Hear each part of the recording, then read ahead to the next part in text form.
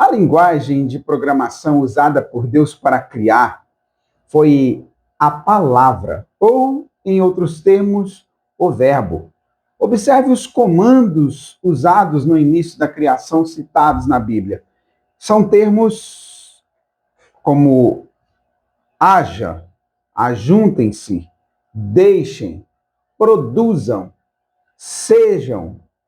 São imperativos muito específicos que demonstram poder de existência a partir do absolutamente nada. Deus, quando criou, ele estabeleceu padrões evolutivos, estruturas celulares e moleculares complexas, apenas com uma ordem: exista. A paz do Senhor Jesus. Eu sou o professor Lázaro Filho. Aqui neste canal nós realizamos pré-aula da EBD Betel.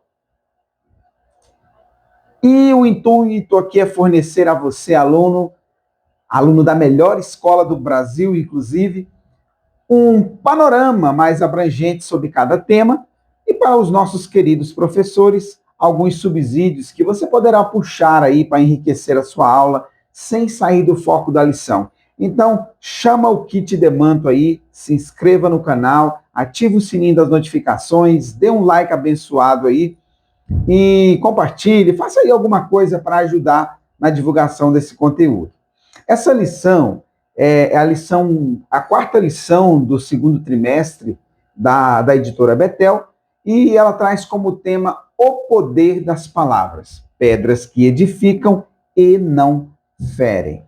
O comentarista, o bispo Samuel Cássio Ferreira, ele foi muito inspirado por Deus para nos trazer este rico assunto à tona, pois é muito válido discutir isto com a igreja do Senhor Jesus, pois existem pessoas que foram no passado e outras que estão sendo ainda, neste exato momento, assassinadas espiritualmente por palavras, irmãos, palavras carregadas de pura maldade e de ausência de amor.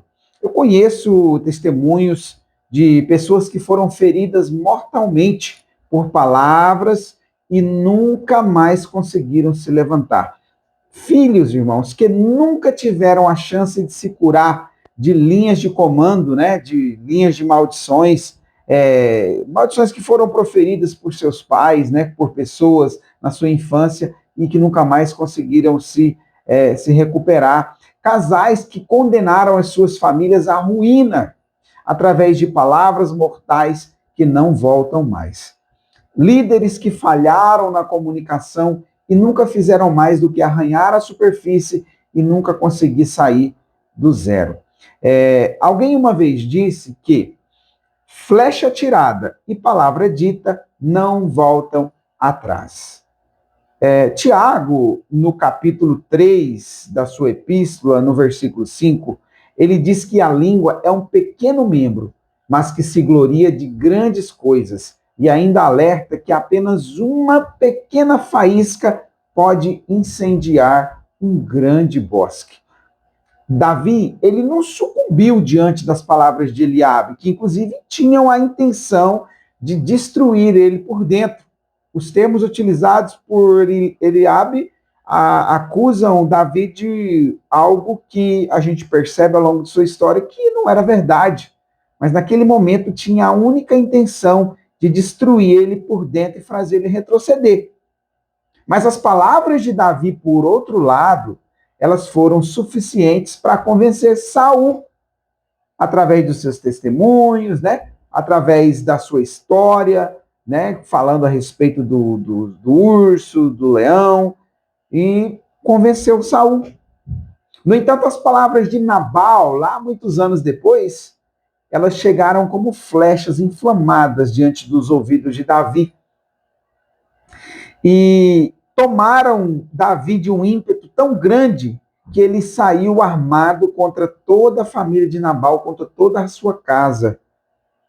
E, ainda falando sobre Davi, nós vemos a influência das palavras de Abigail sobre Davi, que não apenas o desarmou daquele intento, daquela intenção de ferir toda a casa de Nabal, mas também o sensibilizou a ponto dele se encantar por ela.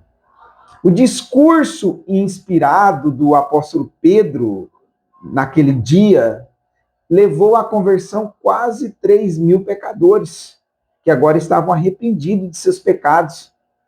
Mas esse discurso que saiu da boca de Pedro é o mesmo Pedro, a mesma boca que proferiu aquelas negações a respeito de Jesus, dizendo: não, eu não conheço quem é Jesus, eu não, vocês não me viram junto com ele, não, vocês estão enganados.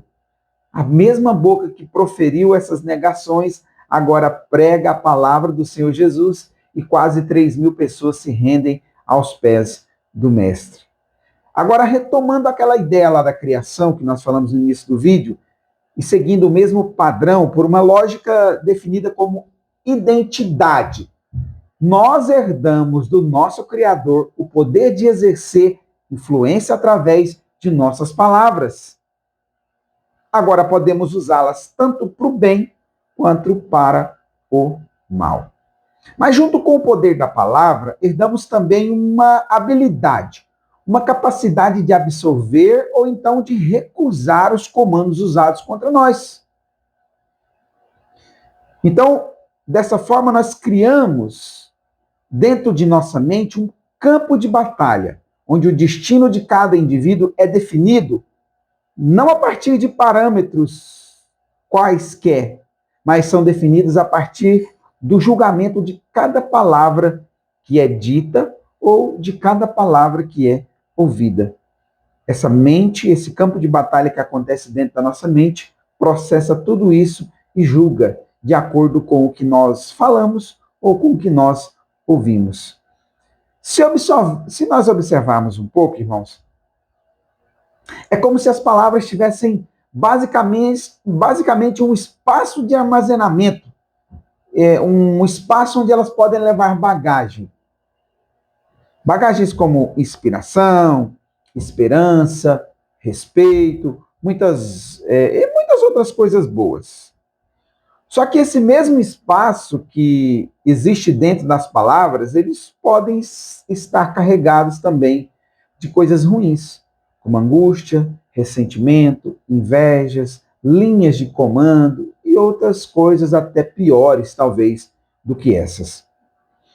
Agora, trazendo para a lição, trazendo para Neemias, ele usou essa bagagem, esse espaço de bagagem que cabia dentro das suas palavras, ele encheu as suas palavras de ânimo, de confiança, de determinação. Por que eu digo isso? Porque o resultado dele, irmãos, foi uma comoção em massa das pessoas que estavam habitando Jerusalém, que trouxeram um resultado firme, capaz de tolerar até mesmo as contradições e os levantes de Sambalate e da sua laia, da sua galera do mal. Observem um bando de judeus agora organizados, animados com as palavras de Neemias, segurando uma colher na mão e uma espada na outra, prontos para qualquer desafio. Eles estavam animados e decididos.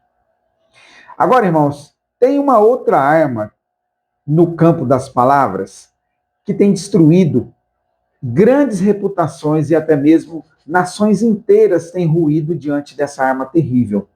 Este mal, ele se chama narrativa. Irmãos, narrativa não é nada mais do que uma mentira bem contada. Ela é pessoas certas, específicas, né? Os meios de comunicações específicos, uma finalidade, mas a finalidade sempre é a mesma. É o caos. Tem o objetivo de causar o caos através da narrativa.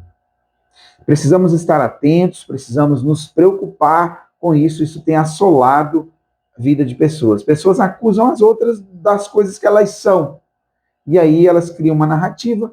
Em cima dessa narrativa, elas podem, então, prejudicar, podem derrubar reputações, podem escandalizar pessoas, destruir famílias, causar percas de vidas, como aconteceu já no Brasil em alguns casos, né? Agora, nesse processador potente que existe em cada um de nós está instalada a habilidade de nós sujeitarmos tudo de ruim que nós ouvimos na pessoa de Cristo. E aí, quando nós fazemos isso, nós enviamos uma resposta carregada não de ressentimento ou de desejo, de vingança, de recalque nas nossas palavras, mas nós enviamos uma mensagem de bênçãos, de sabedoria. Observe os nossos heróis da Bíblia. Eles processaram, digeriram todas as suas angústias através da fé e, no fim, elas honraram ao Senhor e desempenharam cada um o seu papel. São vários os heróis que adquiriram esse status, irmãos, porque confiaram no Senhor. Nós temos José, nós temos Jacó, nós temos Abraão, nós temos vários outros, além dos patriarcas também, pessoas que conseguiram vencer, que conseguiram colocar as suas palavras em ação e exerceram grande influência na vida, grande influência. O caso de Neemias, na lição de hoje, nos ensina como é que nós agrupamos essas palavras, como é que nós processamos as palavras contrárias e como é que nós fazemos um bolo, uma massa que nós usamos para construir as escadas que nós precisamos subir na vida. Aquele velho ditado, né? Com as pedras que nos tacam, que nos jogam, vamos fazer escadas, vamos fazer coisas para nós subirmos e conseguirmos chegar ao nosso objetivo. Portanto, irmãos, Deus abençoe a sua vida. Esse vídeo está saindo um pouco tarde, a gente teve alguns problemas aí na edição, tive que gravar novamente, mas obrigado por vocês terem ficado até aqui. Que Deus abençoe, continue abençoando as nossas vidas e nos dando palavras sábias, palavras carregadas de bênçãos, de amor, e que nós saibamos como lidar com as palavras contrárias, a ponto de nós usarmos elas para construir e não para ferir. Amém? Deus abençoe sua vida, em nome de Jesus. Obrigado.